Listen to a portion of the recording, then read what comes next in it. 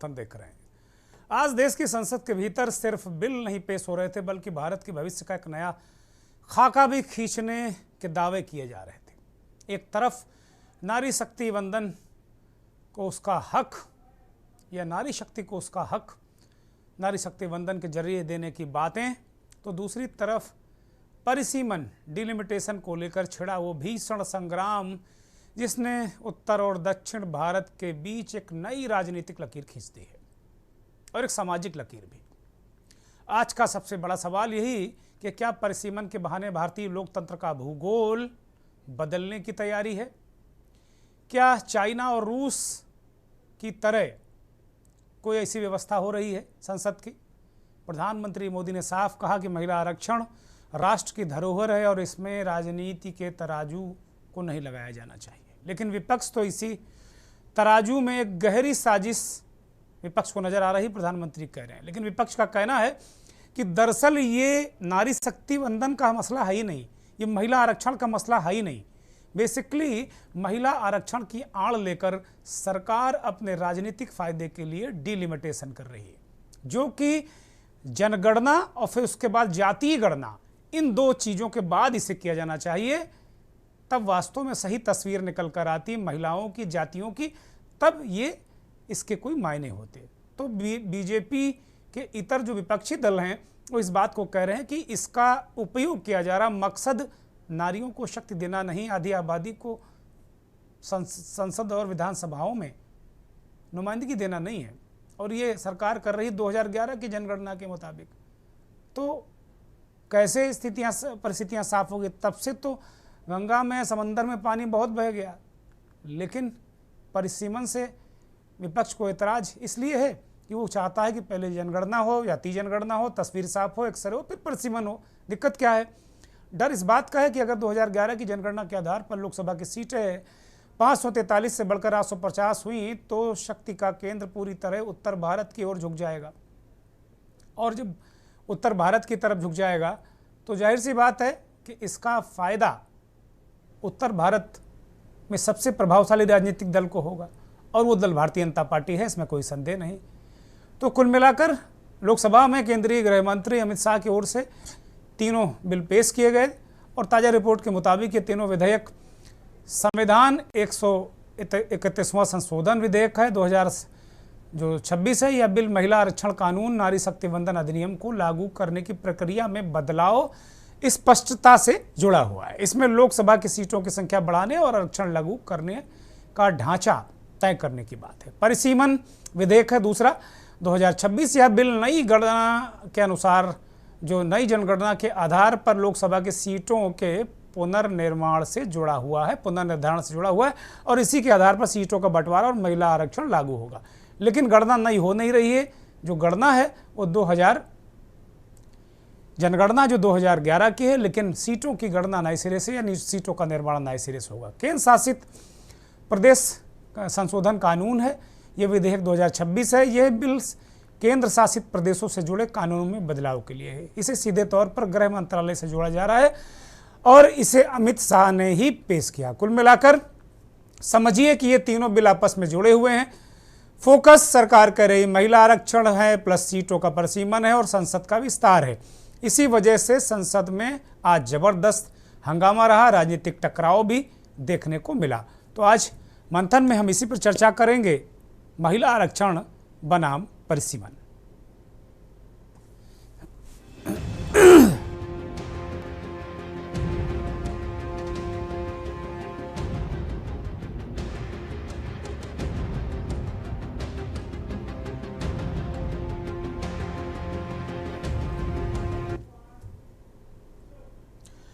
अब पहले जो सत्ता पक्ष का है, जो सत्ता पक्ष का पक्ष क्या है, अमित शाह गृह मंत्री जिन्होंने बिल पेश किया वो क्या कह रहे हैं, सत्ता पक्ष के लोग क्या कह रहे हैं, इसको सुनिए। हमारे देश में जब से विमेन रिजर्वेशन को लेकर के चर्चा हुई है और उसके बाद जब जब चुनाव आया है, हर चुनाव में महिलाओं को मिलने वाले इस अधिकार का जिसने विरोध किया है, जिसने विरोध किया है, देश की महिलाओं ने उन्हें माफ नहीं किया है। उनका हाल बुरे से बुरा किया है। लेकिन ये भी देखिए कि 24 के चुनाव में ऐसा नहीं हुआ। क्यों नहीं हुआ? ये इसलिए नहीं हुआ कि 24 में सबने सहमति इसको पारित किया, तो ये विषय ही नहीं रहा। हम गर्व से कर सके इस प्रकार से जीवन के अलग अलग क्षेत्रों में आज हमारी माताएं बहनें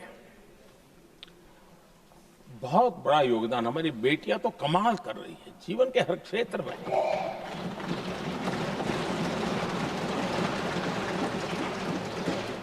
इतना बड़ा सामर्थ्य,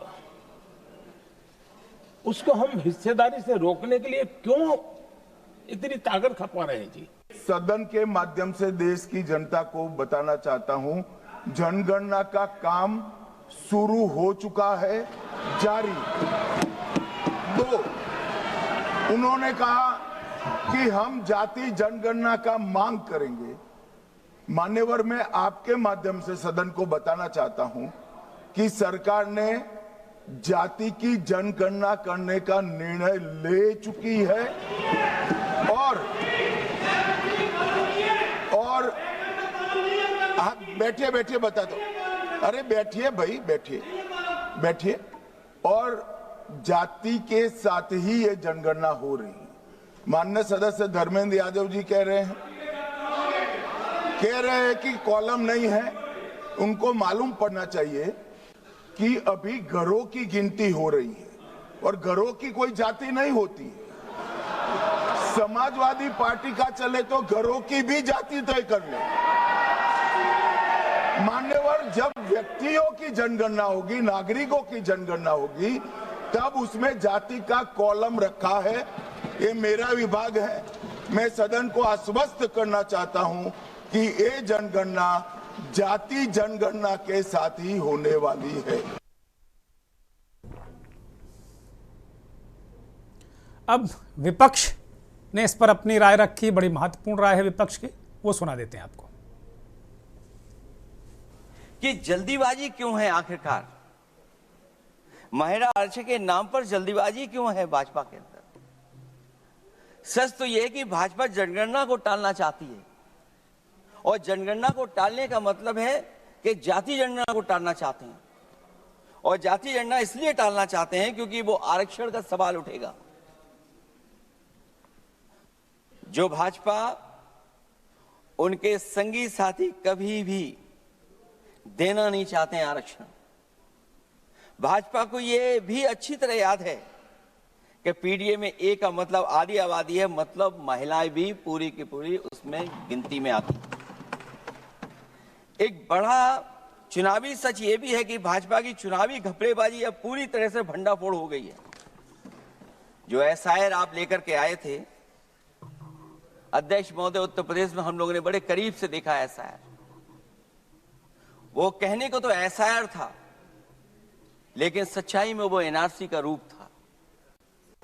इससे 2023 से पहले 5 बार महिला आरक्षण पर विभिन्न प्रकार के कानून लाए गए हैं।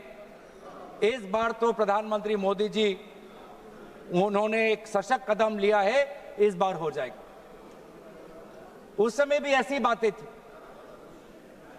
और उस समय भी हमने यही बात की थी जो हम आज आपके सामने कर रहे हैं कि हमारी पार्टी कांग्रेस पार्टी महिला आरक्षण के पक्ष में है, पर कृपया महिला आरक्षण को आप सरल करिए ताकि महिला आरक्षण जिस समय कानून पारित हो उसी समय लागू हो जाए और 500 जो हमारे 543 है लोकसभा की जो वर्तमान जो हमारी ताकत है उस पर लागू हो जाए।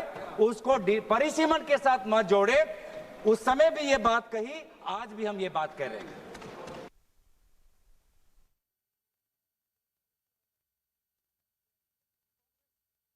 नेता गौरव गोगोई ने कहा कि भाई हम इसको विरोधी नहीं हैं और जिस दिन से ये पास हो उसी दिन से लागू हो जाए, आगे पीछे करने की क्या जरूरत है। पिछली बार भी प्रधानमंत्री जी ने कहा था कि भाई हो जाएगा, हमें लगा हो जाएगा, लेकिन अभी तक नहीं हुआ। और इसमें तरह तरह के पेश, तरह तरह की चीज़ें उलझाना ठीक नहीं है। तो कुल मिलाकर ये संसद में आज हंगामा रहा, कल भी चर्चा होनी है। और महिला नेता जो हैं उनके जरा बयान सुनीजिए, जिन्होंने सदन में अपनी बात रखी है। 1931 में सरदार पटेल जी की अध्यक्षता में कांग्रेस अधिवेशन हुआ था कराची में।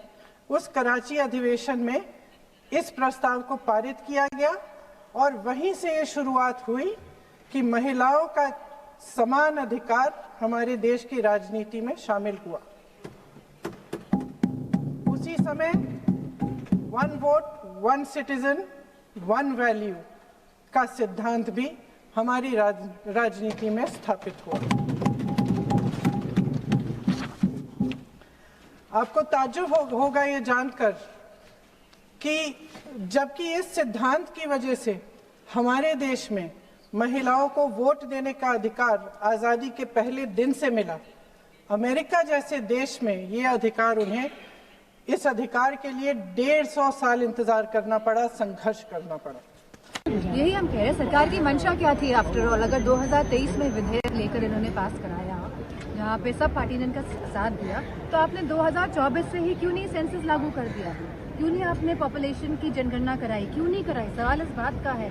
और अब ये आनंद फानंद में हम बिल ला के क्या जितलाना चाहते हैं? मैं समझती हूँ अगर सरकार की मंशा साफ होती तो 2024 में ही सरकार को जनगणना कराने के शीघ्र बाद डिलिमिटेशन, अब डिलिमिटेशन कराएंगे तो 2010 के सेंसस के अकॉर्डिंग कराएंगे, 20 साल पहले के हिसाब से कराएंगे। तो ये अपने आप दिखाता है कि सरकार की नीयत नीति सब में खोट है। आज महिलाएं पूरे के पूरे विश्व में, खास करके महिलाएं जो भारत की बेटियां हैं, वो अपना परचम लहरा रही है। वो चाहे साइंस हो, चाहे टेक्नोलॉजी हो, चाहे लॉ हो, लेकिन राजनीतिक क्षेत्र में उनका प्रतिनिधित्व बहुत कम है। अगर हम 2024 का इलेक्शन देखें तो वहां पर महिला वोटर की तादाद पुरुषों के मुकाबले ज्यादा थी। लेकिन मैं पूछना चाहती हूं विपक्ष के उन साथियों से जो आज इस संशोधन का समर्थन नहीं कर रहे, क्या बात आप महिलाओं की भूमिका केवल मतदाता तक ही रखना चाहते हैं क्या? आज इस सदन में महिलाओं का प्रतिनिधित्व केवल 13.6% है। अगर हम विधानसभा में जाए तो वहां पर महिलाओं का प्रतिनिधित्व 10% से भी कम है। और अगर हम ग्लोबल परसेंटेजेस देखें महोदया, तो वहां पर 27.6% है। मैं तो धन्यवाद करती हूं आदरणीय प्रधानमंत्री श्री नरेंद्र मोदी जी का। अब ये पहले भी हो चुका है। 1971 में ये तय हुआ था कि अब ये हर बार ये हो रहा था कि भाई जैसे जनगणना होगी एक नियम बना था, उसके बाद डिलिमिटेशन होगा और आबादी के हिसाब से सीटें बढ़ाई जाएंगे। लेकिन 1971 तक ऐसा हुआ, लेकिन 1975 में इसे फ्रीज कर दिया गया, ये कहकर कि जो राज्य जनसंख्या नियंत्रण के लिए काम कर रहे हैं उसका जो उन राज्यों को इसमें नुकसान हो जाएगा, क्योंकि उनकी वो जनसंख्या नियंत्रण कर रहे हैं, देश के हित में काम कर रहे हैं, उनके यहाँ जनसंख्या कम है, अगर आबादी के हिसाब से सीटें तय होंगी उनके यहाँ सीटें कम हो जाएंगी। तो इसलिए इस कानून को फ्रीज कर दिया गया था कि ये 1971 में जो कुछ था लास्ट वैसे ही सीटों की स्थिति रहेगी। अब जो नए 3 विधेयक हैं इनमें उन सारी स्थितियों को बदलते हुए केवल जनजाति और आदिवासी राज्य जो हैं जिनमें बहुलता है उनको छोड़कर अनुच्छेद 81, 82 और 55 में संशोधन करके पूरी तरीके से नई इबारत संविधान की लिखी जा रही है।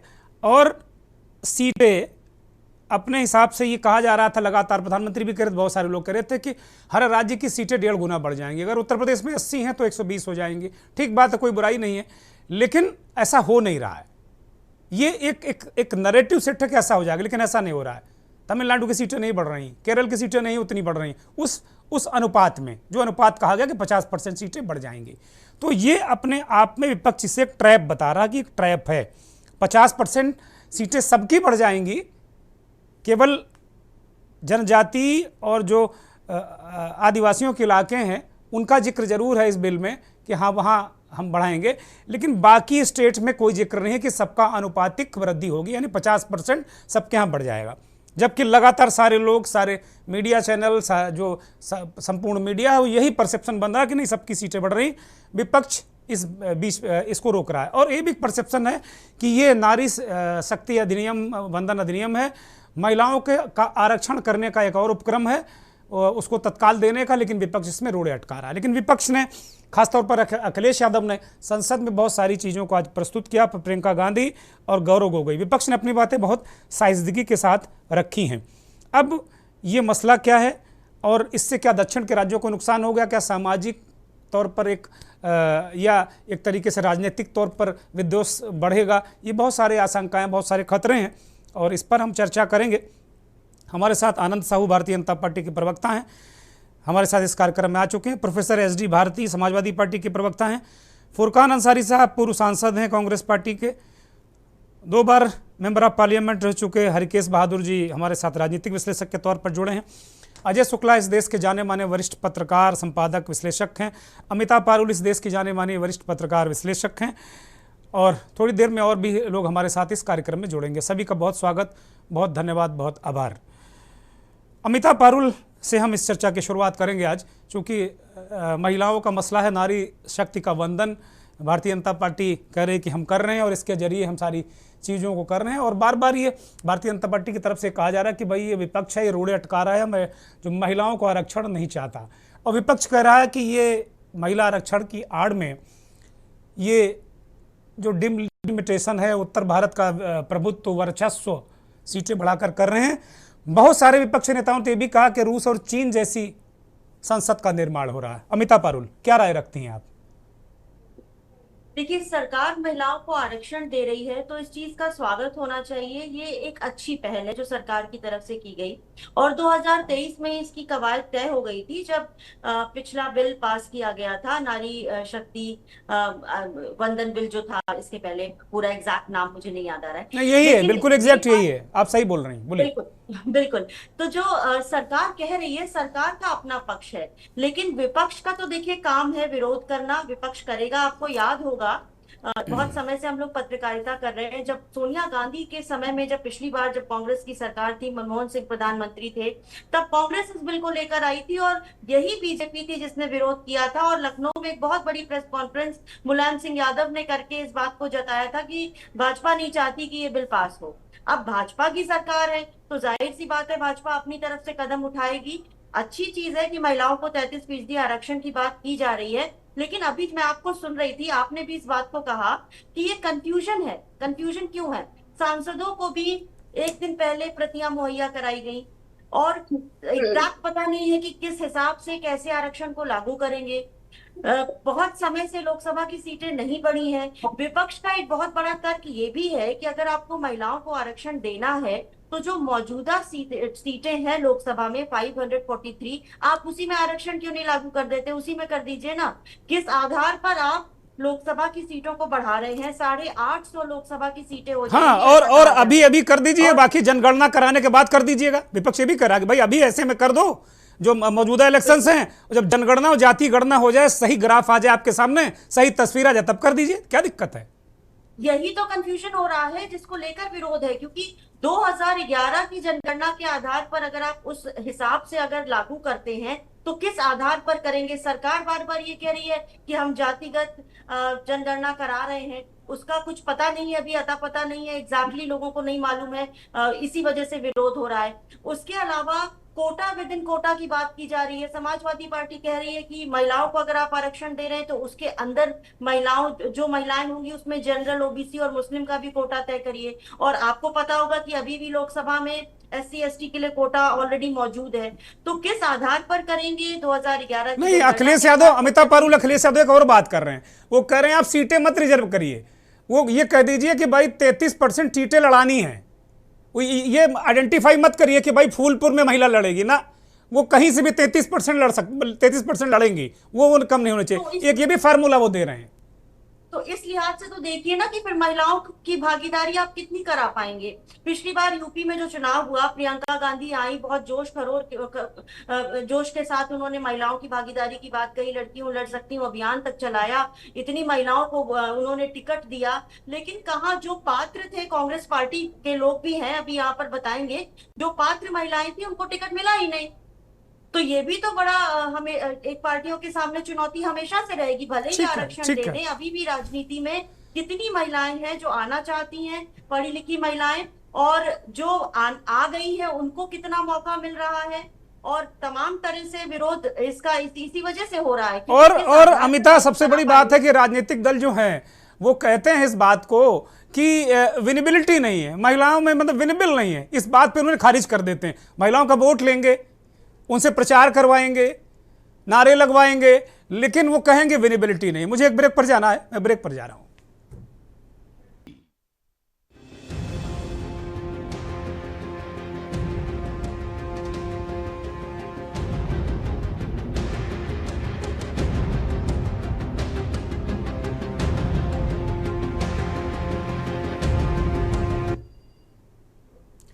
महिला आरक्षण बनाम परसीमन, इस पर हम चर्चा कर रहे हैं। और विपक्ष कह रहा कि ये जो महिला आरक्षण की आड़ लेकर दरअसल मकसद इनका साफ नहीं है सरकार का, और ये भूगोल बदलना चाहते हैं राजनीति का, जबकि पहले जनगणना, फिर जाति गणना, फिर ये सारी चीज़ें होनी चाहिए। भारतीय जनता पार्टी के नेता प्रवक्ता आनंद साहू जी हमारे साथ हैं। साहू जी, बार बार विपक्ष आपके मसा पर सवाल उठा रहा है, और 2023 में जो कुछ था उस वक्त सारे लोगों ने एक साथ समर्थन किया था, और सारी चीज़ें बिल्कुल क्लियर थी कि भाई पहले जनगणना होगी, जाति गणना होगी, और फिर बाकी सारी चीज़ें होंगी। प्रधानमंत्री जी ने एक बात कही आज, बड़ी महत्वपूर्ण, मुझे बड़ी अपीलिंग बात लगी, बड़ी न्यूट्रल बात लगी। प्रधानमंत्री जी ने कहा कि इस देश के इतिहास में जब जब महिलाओं का विरोध जिस दल ने किया है उसको करारा जवाब मिला है, चुनाव में उसको शिकस्त मिली है। लेकिन 2023 में नारी शक्ति वंदन अधिनियम को सभी ने पास किया था, तो 24 में ऐसी स्थिति नहीं हुई। उनका इशारा था कि 24 में विपक्ष को भी भरपूर वोट मिला। बहुत साफगोई के साथ में प्रधानमंत्री जी ने बिल्कुल दिल पर हाथ रख के सच्ची बात की है। लेकिन फिर अचानक अब डिलिमिटेशन 2011 के आधार पर, फिर बहुत सारे और उसमें इधर उधर के सब चीज़ें ला के, क्या मकसद क्या है इसका, आनंद जी? देखिए, सबसे पहले तो मुझे लगता है दुर्गेंद्र जी, नारी शक्ति बंधन अधिनियम जो है जी, ये आज से नहीं, मुझे लगता है आजादी के बाद से ही ये सारी आवाजें उठने लगी थी। और अगर आज आदरणीय प्रधानमंत्री नरेंद्र मोदी जी इसको पूरी तरह बहुत ही व्यवहारिकता में ला करके संवैधानिक अमली जामा पहनाना चाहते हैं, तो अगर ये इसका विरोध करने का इन लोगों का जो मंशा है, ये कह रहे हैं कि अभी क्यों ला रहे हैं, तो 543 में क्यों नहीं कर रहे हैं, बाद में क्यों करेंगे, ये जातीय जो सर्वे है वो क्यों नहीं। अरे आपका नियत जो है 75 साल में, आप बाकी अभी तक आपने तो कुछ किया नहीं। अगर कोई कर रहा है, जो पार्टी करना चाह रही है, तो उस पे आपका तो कोई मोरल अधिकार ही नहीं है इसको विरोध करने का। इस तरह का उल्टा सीधा ढिंडोरा पीट रहे हैं कि अभी क्यों ला रहे हैं, ये क्यों करा नहीं रहे हैं, वो क्यों नहीं करा रहे हैं। आप तो ये कहिए कि जैसे भी लाइए, अभी लाइए और इसको ठीक से इंप्लीमेंट करिए, उसमें हम आपके साथ देंगे। ये क्यों नहीं कह रहे हैं? 75 साल तो आपने कुछ दिया नहीं। आज महिलाओं को भागीदारी मिलने जा रहा है, लोकतंत्र में उनकी भागीदारी बढ़ेगी। पूरे डेवलप नेशन, आप सोचिए, अमेरिका है, फ्रांस है, कई ऐसे देश है, जो जर्मनी है, दुनिया के तमाम देशों ने आरक्षण दिया है, इंग्लैंड है, सब जगह आरक्षण दिया है। तो भारत में आरक्षण अगर लागू करने जा रहे हैं, तो आप इसको विरोध करने के नाम पे 10 बातें कह करके प्रधानमंत्री जी और भारतीय जनता पार्टी की लीडिंग सरकार को झूठा आरोप आपेक्ष माने उसको लगा करके केवल बदनाम करने का षड्यंत्र करके और अपना डफली, अपना राग ये करने से अब नहीं चलेगा। महिलाएं बहुत सशक्त हो चुके हैं। आज जिस प्रकार से महिलाओं को आप देखिए, प्रधानमंत्री आदरणीय नरेंद्र मोदी जी जब आए तो कैसे स्वच्छता के नाम पर, चाहे उनके शौचालय के नाम पे, उनके लिए गांव-गांव में शौचालय बनवाए और नारियों को सेल्फ हेल्प ग्रुप बना करके आज किस तरह से महिला सशक्तिकरण हो रहा है। आज महिलाएं जो है किस तरह से लखपति दीदियां बन रही हैं और पूरे भारत में जिस तरह से आज ग्रोथ रेट बढ़ा है उसमें लोकतंत्र में उनकी भागीदारी अगर बढ़ेगी तो ये कांग्रेस और विपक्ष के लोगों को अभी इस प्रकार का ढिंढोरा पीटने से कुछ होने वाला नहीं है। ठीक है, अभी सरकार का जो मंशा यही है कि भाई जितना जल्दी इसके ऊपर निर्णय नहीं होगा तो डिलिमिटेशन और तमाम चीजें जो होना है उसको कैसे लागू करेंगे, वो इसीलिए इसको अभी कर रहे हैं। और ये कहना कि भाई अभी ने आदरणीय गृह मंत्री जी ने कहा है, श्रीमान अमित शाह जी ने, कि अभी गृह का पहचान हो रहा है। आज उसके बाद जब जाति उसमें ऑलरेडी है, जाति का भी होगा और तमाम एक एक परिवार का गिनती ढंग से होगा, उसके आधार पर ठीक है, सब प्रकार से उसको लागू किया जाएगा। ठीक है आनंद और जी। प्रधानमंत्री जी ने कहा है, आदरणीय नरेंद्र मोदी जी ने, कि देखिए हम लोग जो है जिसको आपको अगर क्रेडिट लेना है तो लीजिए, लेकिन समर्थन दीजिएगा तभी तो क्रेडिट लीजिएगा। ठीक है, समर्थन देने में अगर आप लोग ऐसे करेंगे विरोध करके भी और कहेंगे कि हमको इसका क्रेडिट भी लेना है तो दोनों नाव में सवार होंगे तो नाव डूब जाएगा। धन्यवाद, यही तो कहा उन्होंने। धन्यवाद, जी। धन्यवाद। अब 75 साल वाले से पहले सवाल पूछ लेते हैं। हमारे साथ XMP लगातार जुड़े हुए हैं फुरकान अंसारी साहब। अंसारी साहब, दो नावों में कैसे पैर रख सकते हैं आप लोग, और दिक्कत क्या हो जाती है आप लोगों को जब कोई महिलाओं के हित का काम होता है, कोई दलितों के हित का काम होता है? सरकार अच्छा काम करती तो क्या दिक्कत है आपको? नमस्कार दुर्गा जी। नमस्ते, नमस्ते अंसारी साहब, बोलिए। मैं पहले सभी साथियों को मैं धन्यवाद देता हूं जी। ये महिला बिल जो लाया गया है, देश में भी आ गया था ये बिल, और देश में अमित शाह ने जो स्पीच दिया, प्रधानमंत्री अमित शाह जी ने, सिर्फ उसी पैटर्न को, उसी पन्ने को उल्टा के किसी को आज ये बोल रहे हैं कि हम आरक्षण दे रहे हैं। आरक्षण के हम खिलाफ नहीं है। कांग्रेस पार्टी बराबर महिलाओं के हित में सोची है, और ये जो बोल रहे हैं कि महिलाओं के बारे में हम लोगों ने नहीं सोचा, आपको याद होगा राजीव गांधी प्राइम मिनिस्टर थे। राजीव गांधी ने सबसे पहले महिलाओं का आरक्षण पंचायत में पहले दिया। ये आरक्षण देने की जो है, महिलाओं को सम्मान देने का, आरक्षण देने का नियत कांग्रेस की रही है शुरू से, इन लोगों की नहीं रही है। ये सिर्फ रेप करते हैं। ये तो 75 साल में आपने लागू क्यों नहीं किया? बोलने दीजिए। लागू हुआ, पंचायत में लागू हो गया। आनंद जी आपस में डिबेट मत करिए। आनंद जी प्लीज, मैंने आपको पूरा मौका दिया, आगे भी दूंगा। अंसारी साहब को बोलने दीजिए, बाकी लोग भी इंतजार कर रहे हैं। बोलिए अंसारी साहब, चीज ये है, आपस में मत उलझिए, बोलिए। हम खिलाफ नहीं है, महिला के पक्ष में शुरू से रहे हैं, बोलिए। लेकिन आप जो है देश में ला करके बिल को आज क्यों ला रहे हैं? आप 29 में इलेक्शन होना है, आज क्यों ला रहे हैं? इससे साफ जाहिर होता है कि बंगाल का चुनाव और तमिलनाडु का चुनाव इसी बिल के सहारे आप जितना चाहते हैं। ये कभी आपकी मंशा पूरी नहीं होगी। ठीक है, धोखा में मत रहिए आप। ठीक है, आप महिलाओं के पक्ष में नहीं है। ठीक है, आप चुनाव जीतने के लिए बिल ला रहे हैं। ठीक है, और जाति जनगणना क्यों नहीं कराइएगा? नहीं, वो कह रहे हैं अंसारी साहब, गृह मंत्री कह रहे हैं कि भाई पहले अभी घर गिने जा रहे हैं, अब जातियां भी गिनी जाएंगी। गृह मंत्री कह रहे हैं घर गिने जा रहे हैं, अब जातियां भी गिनी जाएंगी। ठीक है, ठीक है। हम लोग तो शुरू से कहते हैं कि जाति जनगणना पहले करा लीजिए आप। ठीक है अंसारी साहब, जब होगा, ठीक है, कौन जात का, किस धर्म के कितने लोग रहते हैं, उस हिसाब से आरक्षण करिए। वो कह रहे हैं पहले घर गिन रहे हैं। अंसारी साहब वो पहले कह रहे हैं, अमित शाह जी कह रहे हैं कि पहले हम घर गिनेंगे, फिर दोबारा जाएंगे तो जातियां गिनेंगे, तीसरी बार जाएंगे तो पशुओं को गिनेंगे। गणना तो होती रहेगी ना, दिक्कत क्या है आप लोगों को?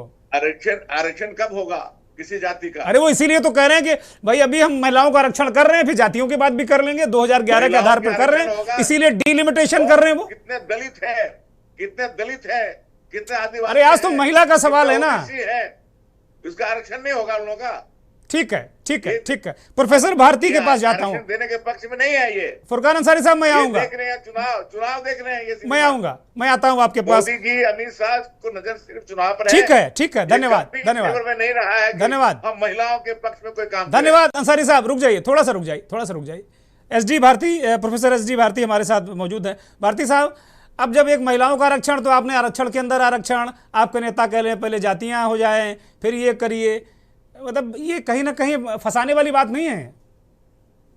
जी धन्यवाद चौहान साहब। देखिए, नारी शक्ति बंधन अधिनियम 2023 में जब भारतीय जनता पार्टी की सरकार ने लाया, तो सभी पार्टियों ने सर्वसम्मति से दोनों सदनों में मिलकर पास कराया था। हाँ।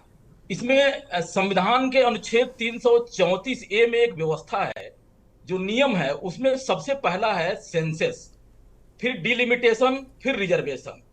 तो आज सदन के अंदर हमारे पार्टी के राष्ट्रीय अध्यक्ष आदरणीय अखिलेश यादव जी ने यह प्रश्न उठाया कि भाई इतनी जल्दीबाजी क्यों है, और पहले जब जातीय जनगणना या जनगणना आप नहीं करा पा रहे हो, तो आप बिना जनगणना का आप यह काम शुरू क्यों कर रहे हैं? ये बहुत सीधी सी बात है कि जो यानी आप कर रहे हो जो काम, ये संविधान की अवहेलना है, सीधे सीधे अनुच्छेद 334A की अवहेलना है, जिसमें ये सब लिखी हुई है। अगर आपको ये करना है तो उसको ओमिट कर दो, हटा दो 34A को। तो देखिए, ये सबसे बड़ी बात है कि सरकार ये चाहती है कि जनगणना न करा के, जैसे अमित शाह का हमने भी भाषण सुना, जो अमित शाह, देखिए यहाँ तो might is right, Amit Shah जो कहे वो सही है, नरेंद्र मोदी जो कहे सदन के अंदर वो सही है। उसके पहले धर्मेंद्र यादव जी ने अपनी बात रखी थी, उसमें उन्होंने एक प्रश्न उठाया था कि उसमें जातीय कॉलम नहीं है। देखिए, दो तरह का सर्वे हो रहा है, एक मकानों का और फिर जातीय जनगणना का। ये बात बिल्कुल सही है, उसमें जातीय कॉलम नहीं है, जिसको अमित शाह ने उनकी बातों को डाइल्यूट किया, एक तरह से डाइल्यूट किया। तो इसलिए मैं कहा हूं कि माइट इज राइट। आप सही चीजों को आप एक्सेप्ट नहीं करते हो, गलत चीजों को आप अपने अनुसार इंटरप्रेट करते हैं। हमारा सीधे सीधे ये कहना है कि अगर आपको आरक्षण देना है, तो आप परिसीमन कि आप पहले क्यों नहीं आप जनगणना करा रहे हो? आप 2011 के जनगणना के आधार पर, यानी 15 साल हो गए, आप जनगणना करा करके क्यों नहीं कर रहे हो भाई? जब तय हुआ था कि 2029 में, यानी 2026 से शुरू होगा, 29 तक जाएगा, तो आपने 3 दिन के लिए विशेष सदन क्यों बुलाया? क्यों आपको जल्दीबाजी है? इसका मतलब ये हुआ कि इसमें जो है कोई ना कोई खोट है। देखिए, ये जो कह रहे हैं कि हर राज्यों को 50% सीटें बढ़ेगी, ये सरासर झूठ है। जो कहा जा रहा है और जो बिल लिखित में है, दोनों में काफी अंतर है। ये दोनों झूठ नहीं, ठीक बात है। खाली SC ST वाले राज्यों को छोड़कर कि प्राइम मिनिस्टर और होम मिनिस्टर दोनों झूठ बोल रहे हैं सदन के अंदर। ये बिल्कुल कहीं जिक्र नहीं है, सारे राज्यों का कहीं जिक्र नहीं है, सारे राज्यों का जिक्र नहीं है, आप ठीक कह रहे हैं जी। ठीक है, अब आपकी बात हो गई? ठीक है, ठीक है। अजय जी की तरफ जाएंगे। अजय जी, हाँ, अजय जी की तरफ जाएंगे। अजय जी, इस पूरी कवायद पहले जो अभी एसडी भारती कह रहे थे कि भाई 2023 में कहा वैसे करेंगे, फिर अचानक ये कहीं विचार आया कि साहब इसको जल्दी से कर दिया जाए, क्योंकि बार बार विपक्ष ये कह रहा है कि जल्दी करो जल्दी करो। तो सरकार का गुनाह कहाँ हो? तो जल्दी आरक्षण देना चाहती है। अजय जी, देखिए, सबसे बड़ी बात दुर्भाग्य की ये है कि हम लोग चर्चा कर रहे हैं क्या महिलाओं को आरक्षण मिलना है। आरक्षण तो जो व्यवस्था करनी है संविधान में, वो 2023 में ऑलरेडी हो चुकी है जी। उसे इंप्लीमेंट करना था, वो सरकार को करना था। सरकार ने इमीडिएट क्यों नहीं इंप्लीमेंट उस समय किया? 2023 में, सितंबर की बात है, सितंबर 2023 की। 2024 में क्यों नहीं किया? 2025 में क्यों नहीं किया? 2026 में अप्रैल महीने के मिड में आके आप अचानक 3 दिवसीय विशेष सत्र बुलाते हैं। जिस समय संसद का सत्र चल रहा था, उसी समय क्यों नहीं इंट्रोड्यूस किया? और उसे लागू करने के लिए किसी संविधान संशोधन की आवश्यकता नहीं है, इमीडिएट वो पास हो चुका है, उसे लागू कर दीजिए। वो एग्जीक्यूटिव ऑर्डर से लागू होना है, पहली बात। क्योंकि नीतिगत निर्णय जो होना था संविधान के तहत, अनुच्छेद के तहत, वो हो चुका है, तो उसका कोई अब विषय ही नहीं है। आप किस नीयत से कर रहे हैं उस बारे में तो विपक्ष के नेताओं ने भी बताया, पक्ष के भी नेताओं ने बताया। अब मैं इसमें जो मूल चीज पे आता हूं, तमाम लोग कहते हैं कि नहीं कोई प्रयास नहीं करना चाहता, इसका इतिहास बहुत अच्छा है। 1917 में एनी बेसेंट जो कांग्रेस पार्टी की राष्ट्रीय अध्यक्ष थी और उनके साथ में सरोजनी नायडू सहित तमाम सारे लोग एडविन मॉन्टेग्यू से जो सेक्रेटरी ऑफ इंडिया थे और लॉर्ड चार्ल्स फोर्ड से मिले थे और उन्होंने महिलाओं के लिए व्यवस्था करने की मांग रखी और उनको विशेष संरक्षण सभी जगह दिया जाए। इस पर सारी चीज हुई। जब पंडित मोतीलाल नेहरू ने इस देश का पहला संविधान 1928 में बनाया, जिसे नेहरू रिपोर्ट कहते हैं, उसमें यह प्रावधान किया गया और उस प्रावधान के तहत, हालांकि अंग्रेजी हुकूमत ने उसे खारिज कर दिया, उसमें दलितों के लिए भी था, पिछड़ों के लिए भी था और लोगों के लिए था। 19 जो है मौलिक अधिकारों का वर्णन था, उसमें महिलाओं का वर्णन था, तो मौलिक अधिकार में शामिल था। अब आइए उसके बाद 1935 में जब इंडिया एक्ट पास हुआ तो उसमें कांग्रेस पार्टी ने इसकी लड़ाई लड़ी और अंत में इंडिया एक्ट में पहली बार रिजर्वेशन दिया गया। तो यह जान लीजिए महिलाओं। उसके बाद में 1950 में जब भारत का संविधान बना, उस संविधान में महिलाओं के लिए लागू हुआ, 50 में 49 में बन गया, तो जो वो हुआ उसमें महिलाओं के लिए पूरी दुनिया में हिंदुस्तान पहला राज्य था जहां पर यह व्यवस्था की गई कि महिलाओं को बराबरी के दर्जे पे रखा जाएगा, कहीं छोटा नहीं रखा जाएगा। महिलाओं ने जब इसकी मांग 1971 में उठाई तो श्रीमती गांधी ने 1974 में समानता रिपोर्ट बनवाई थी। उस समानता रिपोर्ट के आधार पर प्रोविजन करने के लिए किया गया। बहरहाल सरकार चूंकि चली गई और उसके बाद में जब सरकार आई तो राजीव गांधी सरकार में 33% आरक्षण हुआ। उसके बाद में वो आरक्षण और बढ़ाया जाए उसके लिए 1992 में प्रोविजन किया गया। उसके बाद आगे चलते चलते आप आएंगे तो आप देखेंगे मनमोहन सिंह सरकार में 2010 में राज्यसभा में यह पास हो गया। लोकसभा में भारतीय जनता पार्टी के ही सदस्यों ने इसे गिरवा दिया था। तो यह आपके सम्मुख है। तो यानी जो हुआ, अब आपको बताऊं, 2019 में राहुल गांधी ने प्रधानमंत्री नरेंद्र मोदी को चिट्ठी लिख के महिलाओं को 33% आरक्षण सभी जगह देने के लिए मांग रखी और कांग्रेस पार्टी के राष्ट्रीय अधिवेशन में इसका प्रस्ताव पारित हुआ। उस प्रस्ताव भाई के आपका बाद भाषण सुना तो इनका भी सुन ले। हुआ 2023 में जब ये आया तो श्रीमती सोनिया गांधी ने उसमें एक शब्द बहुत स्पष्ट कहा था कि ये मेरे जीवन साथी के सपनों की मांग है, इसलिए इसे इमीडिएट लागू किया जाए। महिलाओं को हक मिलना ही चाहिए। हम तो चाहते हैं 50% मिले, लेकिन चलिए 33% ही सही मिले। ठीक है। और संपूर्ण विपक्ष ने उसका साथ दिया था। तो उस समय मांग की गई कि तुरंत लागू किया जाए। आनंद जी, हंसने से आंकड़े नहीं झुटला पाएंगे आप। जो आंकड़े हैं उसको ना आप झुटला सकते हैं, ना कांग्रेस झुटला सकती, ना कोई पत्रकार। हंसने से आंकड़े नहीं झुटला सकते हैं आप। जो हुआ तो इतिहास थोड़ी बदल देंगे आप ताली बजाओ या डांस करो, उससे कुछ नहीं होने वाला। आंकड़े तो आंकड़े हैं। गधों की जरूरत नहीं है, कॉमेडियन आप होंगे, कॉमेडियन जो गधे होते हैं। ठीक है, ठीक है अजय जी, प्लीज अजय जी, अजय जी, अजय जी, अजय जी, अजय जी, अजय जी गलत, अजय जी प्लीज प्लीज, अजय जी, अजय जी शब्दों का ध्यान रखिए। आप लोग शब्दों का ध्यान रखिए भाई, गलत बात है। अजय जी, अजय जी बात करते हैं, तमीज नाम की चीज नहीं है। अजय जी, देश को बर्बाद किया। अरे ठीक है भाई, हम चर्चा कर रहे हैं, बर्बादी पर चर्चा कर रहे हैं, महिलाओं की चर्चा। आप दोनों शांत हो जाइए प्लीज प्लीज प्लीज, और शब्दों का ध्यान रखिए। आप लोग शब्दों का ध्यान रखिए। अजय जी प्लीज शब्दों का ध्यान रखिए भाई।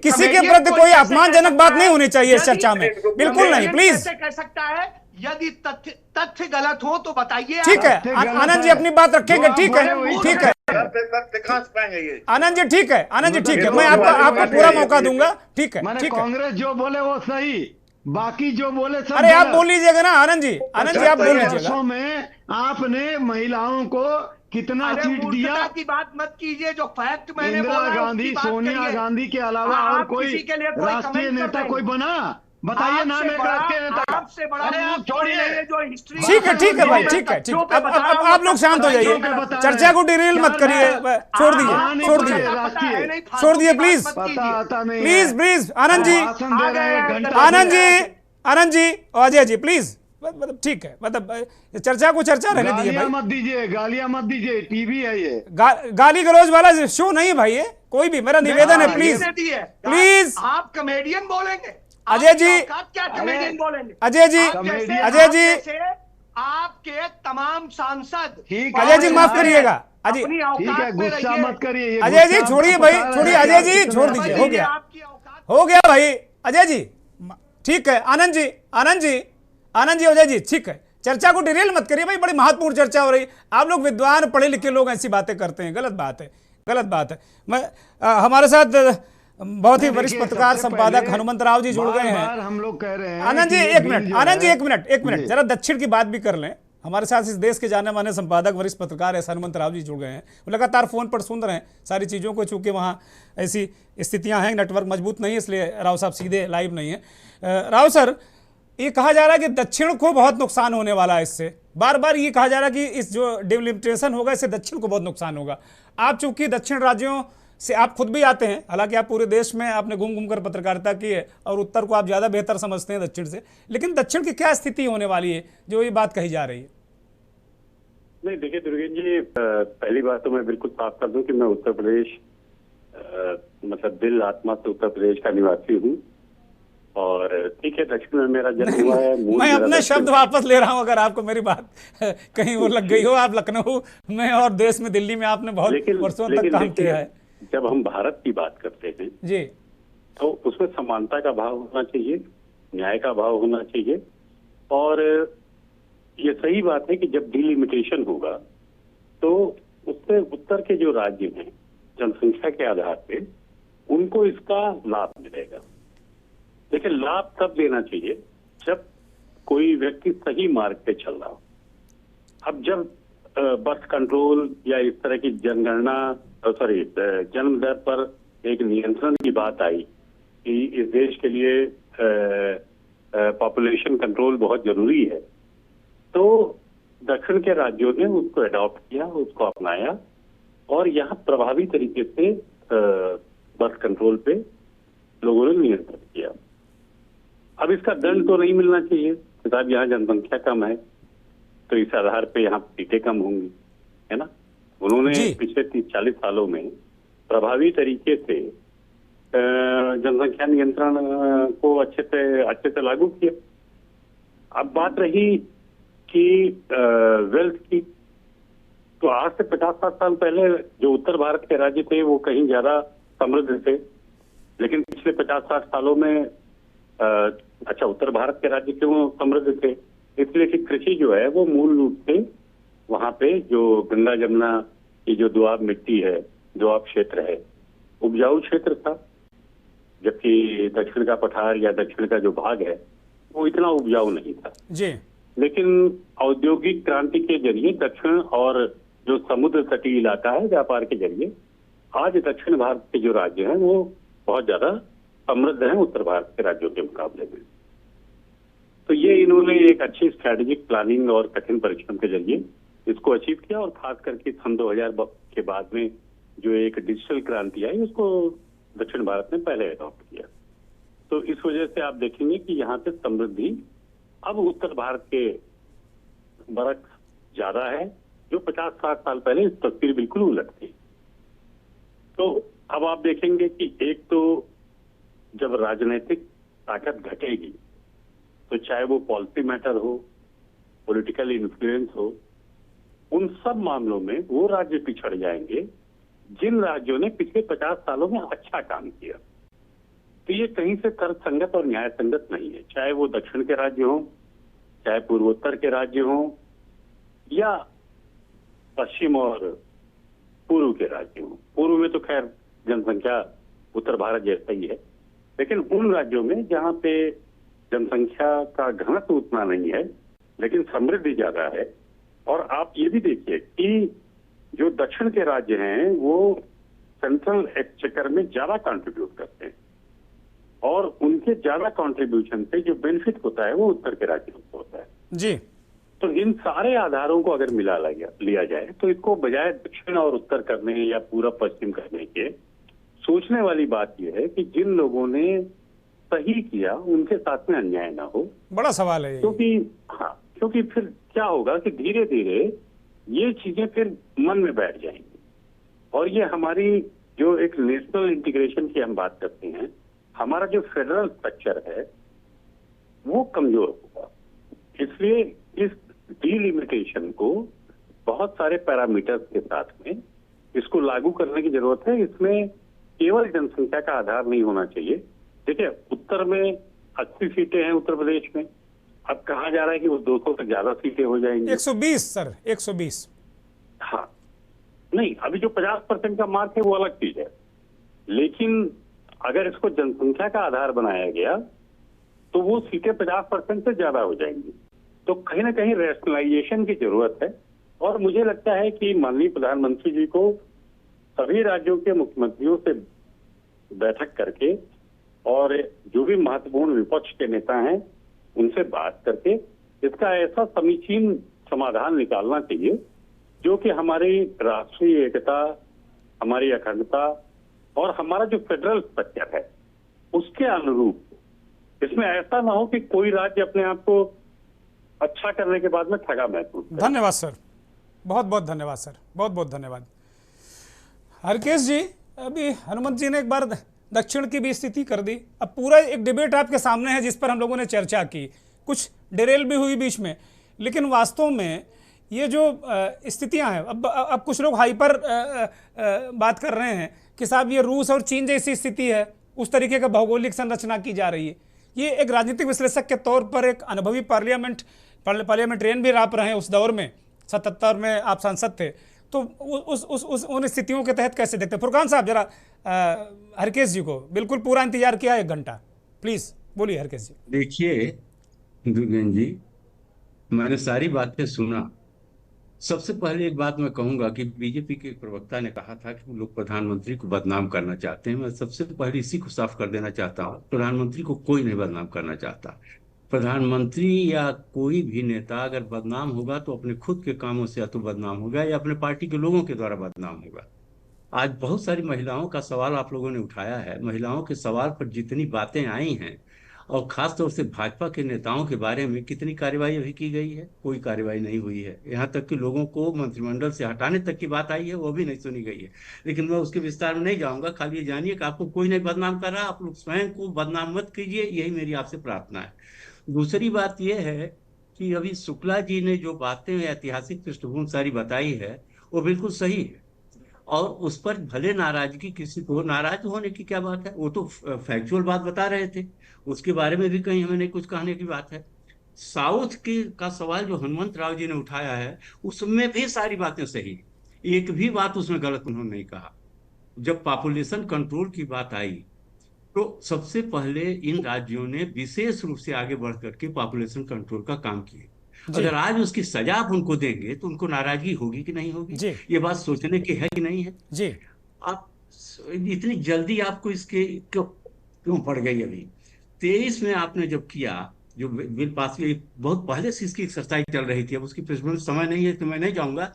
लोगों ने उसका विरोध किया, अभी उसकी बात भी शुक्ला जी ने कह दी है और भी आप लोग सब लोग जानते होंगे। लेकिन 23 में पास हुआ, सबने सपोर्ट किया, आपने इम्प्लीमेंट नहीं किया। क्यों 23 में पास किया था? क्योंकि 2024 में आपको इलेक्शन लड़ना था। इस समय आप क्यों इतनी जल्दीबाजी में पड़ गए? क्योंकि कुछ स्टेट्स में इलेक्शन हो रहे हैं, वेस्ट बंगाल और तमिलनाडु वगैरह में आप किसी भी तरह से चुनाव जीतना चाहते हैं, इसलिए सब कर रहे हैं। आपकी मंशा सही नहीं है, इस वजह से लोग इसका ज्यादा विरोध कर रहे हैं। मैं आऊंगा आनंद जी, मैं आऊंगा, बोलने दीजिए भाई उनको। आनंद में आऊंगा। तो आप उचित ढंग से काम नहीं करना चाहते। क्यों लोग, आपकी मंशा गलत है? जब इलेक्शन कमिश्नर की नियुक्ति के लिए सुप्रीम कोर्ट का ऑर्डर आया तो आप सबसे पहले चीफ जस्टिस को हटा करके अपने नॉमिनी रख दिए। वो मामला आज ही सुप्रीम कोर्ट में पेंडिंग है। तो आपकी नीयत सही है कि नहीं, एक तो इसी बात से साफ हो जाती है। और एसआईआर जो आप कर रहे हैं, इसमें लाखों वोट काट दिए जा रहे हैं, जबकि सिद्धांत यह है कि एक भी उचित मतदाता का नाम नहीं कटना चाहिए और जो भी मतदान करने वाला व्यक्ति है उसे मतदान जरूर करना चाहिए। इसका प्रचार यही इलेक्शन कमीशन बार बार करता रहा है, अब नहीं कर रहा। पहले हमेशा कहते थे कि आप सभी लोग जाइए और अपना मतदान दीजिए, कोई ना छूटने पाए। एक आदमी अगर कोई वहां पर हिमाचल प्रदेश वगैरह में कुछ ऐसी एरियाज हैं, अगर एक वोटर वहां पर है तो यही कर्मचारी जाते थे और वोट डलवाते थे। आज क्या हो रहा है कि 50-50 लाख, 80-80 लाख लोगों के 90 लाख लोगों की वोट काट रहे हैं। ये सब क्या बता रहा है? यानी एसआईआर की टोटल एक्सरसाइज जो आप कर रहे हैं, ये विरोध पक्ष के वोटरों के नाम हटा करके अपने जीतने की व्यवस्था कर रहे हैं। ये क्या हो रहा है? ये जो अभी आप करने जा रहे हैं, इसको जेरीमॉन्डरिंग कहते हैं। ये आप अपने अनुकूल सीटें तय करना बनाना चाहते हैं कि कहां पर आपके पक्ष के ये वोटर हैं, उस एरिया का परिसीमन करके ऐसी सीटें तैयार की जाए। ये जो प्रोसेस हो रहा है ये तो और ज्यादा खतरनाक है कि और नॉर्थ में जिस तरह से आप सीटें बढ़ा रहे हैं और जो फार्मूला आपने अडॉप्ट किया है, कहने के लिए तो आप अपने अब कहना शुरू कर दिया कि हर स्टेट में 1.5 गुना सीटें हो जाएंगी। वास्तविकता यह है कि यूपी और बिहार जैसे स्टेट में उससे भी ज्यादा सीटें होने वाली हैं जो फार्मूला आप अडॉप्ट करने जा रहे हैं। तो ये सारी चीजें जो ये सब हो रहा है, इससे लोगों के मन में केवल शक पैदा होने के अलावा, संशय पैदा होने के अलावा कुछ हो ही नहीं रहा, क्योंकि आपकी नीयत ही कहीं से भी सही नहीं दिखाई दे रही है। कंप्लीट करिए जल्दी से। और देखिए, सन 1975 जल्दी से मैं बता देना, सन 1975 और 2001 में जब वाजपेयी जी प्राइम मिनिस्टर थे, 75 में इंदिरा जी प्राइम मिनिस्टर थी, दोनों टाइम में 25-25 साल के लिए रोका गया था। आज इतनी जल्दबाजी में क्यों पड़ गए हैं? ये क्या चीज करना चाहते हैं? कोई भी काम अगर ये करना भी चाहते हैं तो होना भी ऐसा चाहिए कि जो कि लोगों को सही लगे। आप केवल यूनियन टेरिटरी में जो ये लोग करने जा रहे हैं, उसमें 20 सीटें आज हैं, उसको बढ़ा करके 35 तक पहुंचा देना चाहते हैं। तो ये सब चीजें इस तरह से हो रही हैं कि लोगों के मन में इतनी ज्यादा शंका है, इतनी संदेह है, जी ठीक है, कि किसी को यह विश्वास नहीं है कि ये सही उद्देश्य के लिए किया जा रहा है। धन्यवाद। तो जब सरकार की नीयत पर ही संदेह है तो विरोध होना स्वाभाविक है। धन्यवाद हरकेश जी, धन्यवाद हरकेश जी। माफी के साथ मैं आपको रोक रहा हूँ। आनंद, एक 10 सेकंड का रिप्लाई, कार्यक्रम खत्म करना है मुझे, 10 सेकंड। आनंद जल्दी से। देखिए दुर्गेंद्र जी, सबसे पहले तो बहुत अच्छे ज्ञान हमको मिले आज। जो 70-75 साल ने जिन्होंने कुछ नहीं किया, वो लोग आज बहुत बड़े बड़े ज्ञान दे रहे हैं कि हम महिला आरक्षण अभी क्यों लाए, और ये में क्यों नहीं कर रहे, उसमें क्यों नहीं कर रहे, चुनाव जीतना चाह रहे हैं। तो ये सब क्या लॉजिक है? मुझे लगता है कि होलिस्टिकली देखना चाहिए कि अगर आदरणीय प्रधानमंत्री और देश के विश्व की सबसे बड़ी पार्टी आज अगर बड़े दिल से महिलाओं को आरक्षण दे करके और एसटी, एससी, ओबीसी सभी के साथ न्याय करना चाह रही है, तो उसमें लोगों को इतनी राजनीति, इतना चिल्लम धन्यवाद फुरकान जी। 5 सेकंड फुरकान जी, सिर्फ 5 सेकंड जल्दी से। धन्यवाद, 5 सेकंड फुरकान जी जल्दी चाह रहा हूं जी कि आदरणीय मोदी जी और अमित शाह ये प्रेम, झूठ और षड्यंत्र के हेडमास्टर हैं। 75 साल में कांग्रेस ने क्यों नहीं किया? आरोप मत लगाओ भाई, आरोप मत लगाओ। पारुल, अमिताभ पारुल, एक 10 सेकंड। अमिताभ पारुल, ठीक है भाई, शांत हो जाइए please please please please. Amitabh Parul जल्दी से कंक्लूड करिए, 5 सेकंड 10 सेकंड में जो बात अपनी कह सकें, बोलिए। ठीक है अमिताभ पारुल। अरे एक भैया, नारी शक्ति वंदन दोनों लोग कर रहे हो, एक महिला को बोलने तो दो भाई। ठीक है, बोलिए अमिताभ पारुल, 10 सेकंड का समय। फुरकान साहब शांत हो जाइए, फुरकान साहब प्लीज। फुरकान साहब प्लीज। जी ने भाजपा का पक्ष रखा, फुरकान जी कांग्रेस की नुमाइंदगी कर रहे थे, हरकेश जी ने सारे तथ्य दे दिए। लेकिन एक महिला होने के नाते मुझे ये लगता है, और सारी महिलाओं को ये जरूर लगता है कि कितनी भी चुनौती सरकार के सामने हो, कितना भी उसकी नीयत साफ हो, कुछ महिलाओं का भला हो जाता तो हम लोगों को बहुत खुशी होती। 33% कर रहे हैं, कितना कर पाएंगे, कैसे लागू होगा, इसके लिए इंतजार है। बस अच्छे से लागू हो जाए और जो भी सरकार की मंशा है उससे महिलाओं का कुछ भला हो जाता तो बड़ी खुशी होती महिलाओं को। सब लोग तैयारी करिए, लागू हो। बहुत धन्यवाद, बहुत धन्यवाद, बहुत धन्यवाद। आज बहुत बहुत धन्यवाद इस चर्चा में शामिल होने के लिए। बहुत महत्वपूर्ण चर्चा और बहुत महत्वपूर्ण बातें आई, बहुत सारी चीज़ें डिकोड भी हुई। और वैसे भी चूँकि सोशल मीडिया का ज़माना है, तमाम विद्वान सोशल मीडिया पर भी लिख रहे हैं, संसद के अंदर भी बात हुई, लेकिन दक्षिण वाला जो पेच है वो फंसा हुआ है। जाने माने पत्रकार संपादक हनुमंत राव जी ने कहा कि भाई अगर बर्थ कंट्रोल करना, तमीज़ से रहना, अनुशासित रहना, अपनी ग्रोथ करना अगर गुनाह है तो ये गुनाह दक्षिण ने किया है। नमस्कार।